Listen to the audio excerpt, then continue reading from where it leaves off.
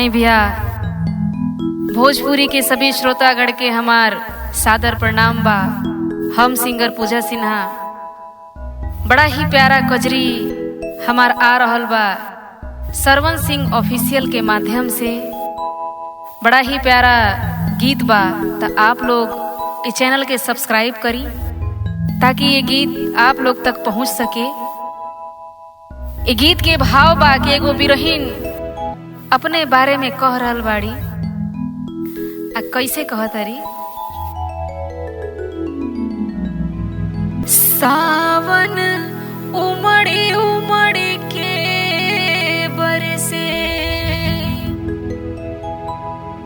सावन उमड़ी उमड़ी मेघ बरसे, नाही सजनमा लेना। त आई सावन उमड़ी उमड़ी मेघ बरसे, सावन उमड़ी उमड़ी मेघ बरसे, नाही सजनमा लेना।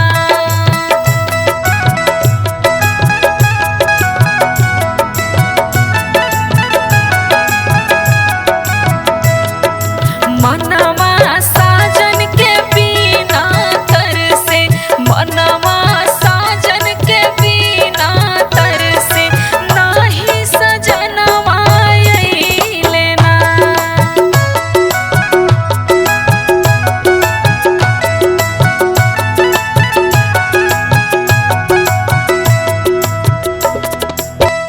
रहिया जो हत मोर थकली नजरिया, का पता कोहिया ले आई है संवरिया।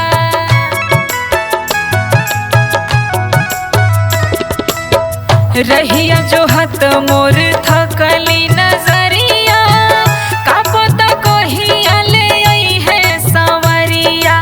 मनवा रही रही मोर घबराला, मनवा रही रही मोर घबराला, नाही सजनवा लेना।